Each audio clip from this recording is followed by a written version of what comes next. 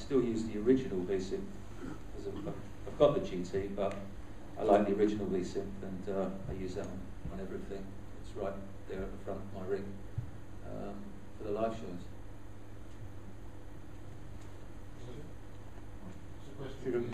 Question for me? Yeah, there is only 3 colours then in the SH101, because there's no influence white one. Yes and no.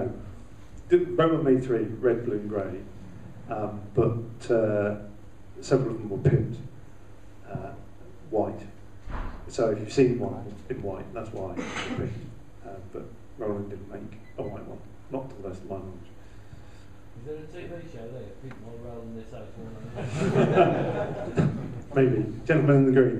I was just going to ask generally, all 3, if they were let loose in the Roland R&D department, what would they make next? That's a great question. That's a great question. The TR-404.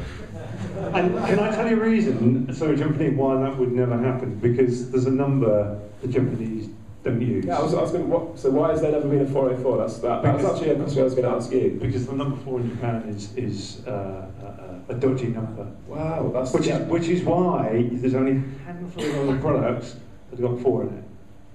Thank you. I've been wondering that for about 20 years. Yeah. Cheers.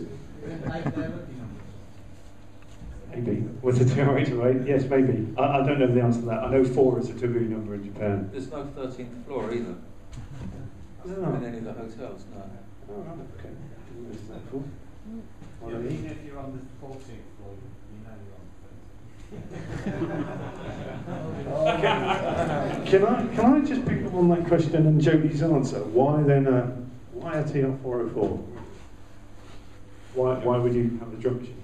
I know, it was basically a way to find out why there was never a 404. A polite way of doing it, do you know what I mean? Okay. All right. It's always been a curiosity of mine, and so, but you answered it with aplomb, so cheers.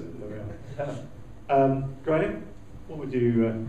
I'm sometimes puzzled why they never revisited some of the classics when they fetch such high prices, and it's kind of left to other companies to, clone things. This has turned into a question to this one. Let's go. It's like, I would never buy an 808 for that kind of money. There just must be such a huge gap in the market to return to some of their best iconic things. Maybe all in one box. Is it down to components? I'm not sure. No, it's not down to components. The philosophy of the company is always to look forward. Yeah. And not back. Yeah, sure. And if you talk to the founder, he would say that was then. We did that. That was part of our history, and we don't want to go back. Yeah. Always go forward. It's a shame. leave it to others. So what product would you if you could be let loose in the R&D department? What would you come up with? What, a new product? Let me think about that. I'll pass that to Richard. Yeah. Yeah, I thought I'd have good ideas about this sort of thing. But it does always amaze me when something new comes out. It wouldn't have occurred to me. I'm kind of with Graham as well in a way that, it would be nice to have something a little retro and a little classic. And I know the concept is never going back, but then if you look at music, art, it's always looking back, isn't it? Yeah. I mean, things go in phases. I just like the option in a new machine to go pure analog, as to switch between the two disciplines. And I think people really like hands-on. Yeah. It's an interaction. Yeah. It's like driving a car with leather seats and wood panelling as opposed to a plastic shell. Sometimes, you do like the interaction and the feel of things. And it's like particularly in live performance, you were saying I was quite surprised that the JD800 wasn't particularly a good seller, because I took to it like a duck to water in terms of playing live. Again, you could take a visual scan of the instrument and know where you were, and you could make things cut through just by small tweaks. And I like that kind of thing. When you're in dry ice, these things are important. I'll put wheels on the side. It's the one thing that I just cannot ever get used to. It's these joysticks. I like wheels. Okay, good feedback, thank you. I thought you were going to say it comes with its own person to carry it. You have to send them a vintage brand, you see, like Roland Vintage, and then remake all your old stuff, and then Roland isn't Well, actually going backwards.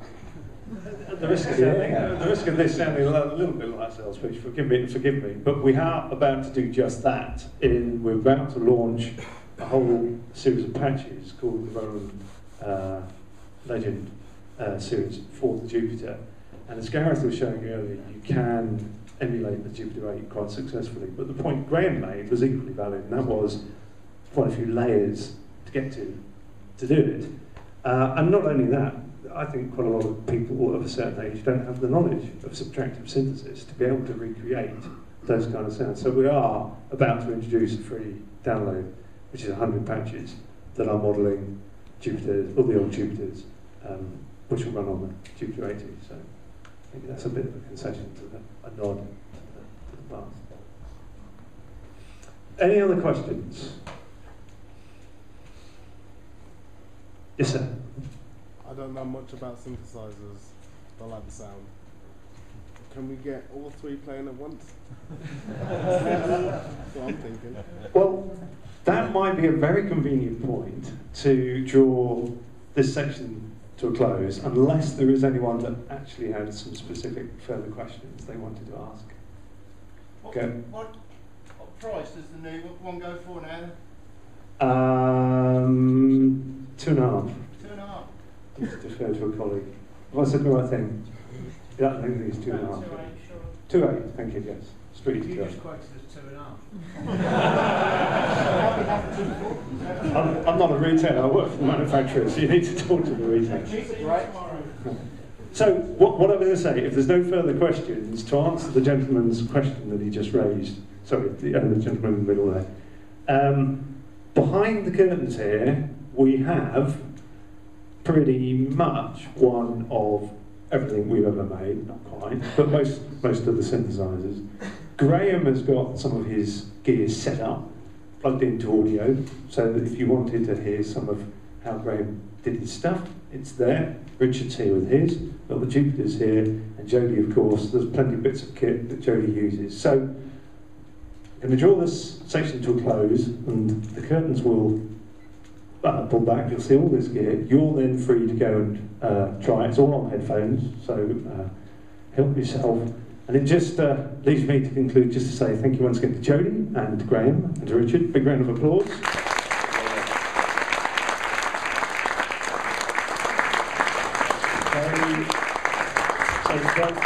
So they'll be hanging on to talk to you individually. And I think we need to be sort of clear here by 20 past 9, so it was about half an hour to play the gear. So it just leaves me then to say thank you very much for coming, and if we could take the curtains back, then please enjoy. Thank you.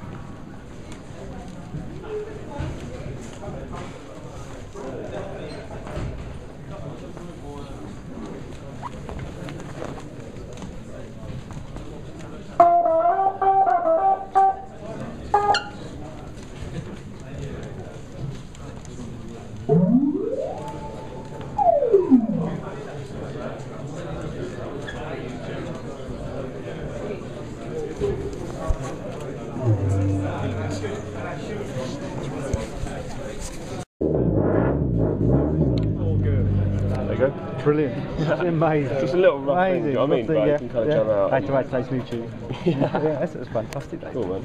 So I had to meet you guys, like sort of growing up in my youth, and you guys are sort of influenced to in the flesh. It's absolutely a privilege, I must say. Yeah, that's good, but you can like have that, you can have like it's like a we can just jam it all out. Jam it all out, yes. Really Creativity, freedom of expression. No, totally, man. Yeah, nice thing to have. If you had a choice, would you rather have this band like it or I only use all the old stuff, really, to be honest. Yes, That's all just... find some guests.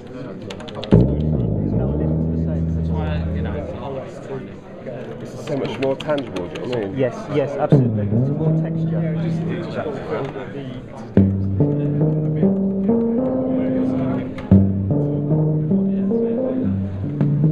It's like putting little kind of, you know, yes. slapsticks. It's really easy to use. It's kind of like, if you have all 16s like in a row like that, yes. you just kind of fly things in, do you know what I mean? Yes. Absolutely. Look at that.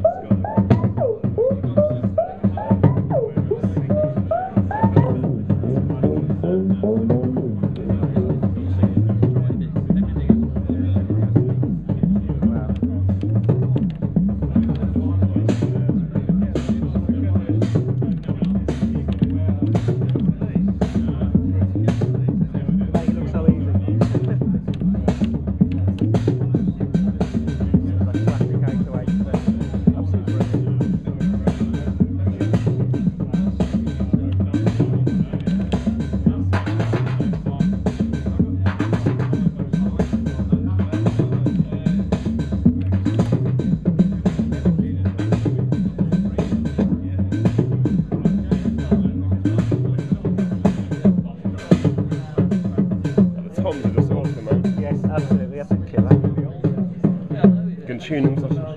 Wow, look at that. You can do the accent as well, so. Oh, wow.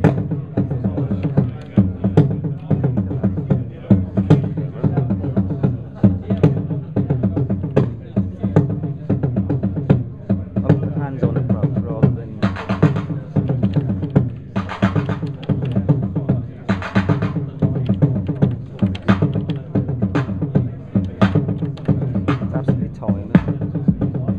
Shuffle, that's... Oh, wow. Oh.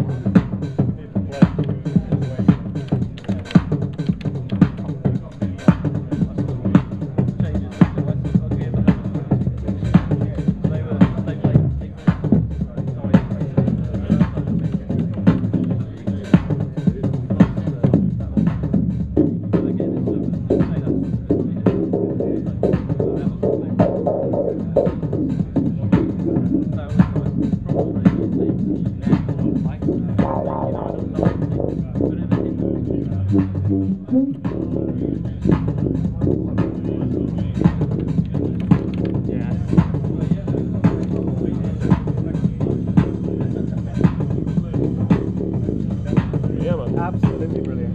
That's where Sibby Orca in the back. Yeah. It's amazing. It's Wednesday, yeah? Yes, yeah, Wednesday. Thank you.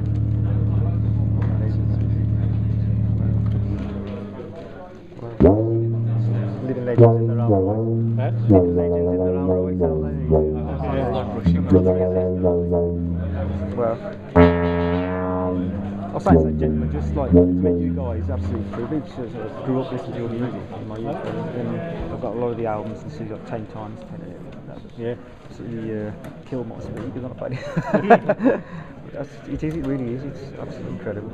I was just saying, would you, if you had a choice, would you go back in time and have analogue, or would you prefer the modern digital?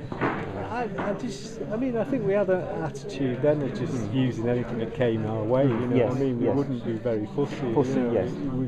If we're in the studio and it had something we'd not tried, we'd try it. You know? Yeah. And it's the mixture of all the things that makes it work, really. Because if you just had analogue, it'd all get a bit mushy. And a bit. You know, you need it's like painting, you know, you need the hard edge and the soft edges. That's a good analogy. You use all the things you can get. Get. You know. Do you feel like and it's modern the same. It's the same with computers now. You Yes. know, if you just use computers, it's kind of becomes a particular. Yes, robotic. No, it's the texture of it becomes kind of one-dimensional. It can get a bit one-dimensional if you're not careful. So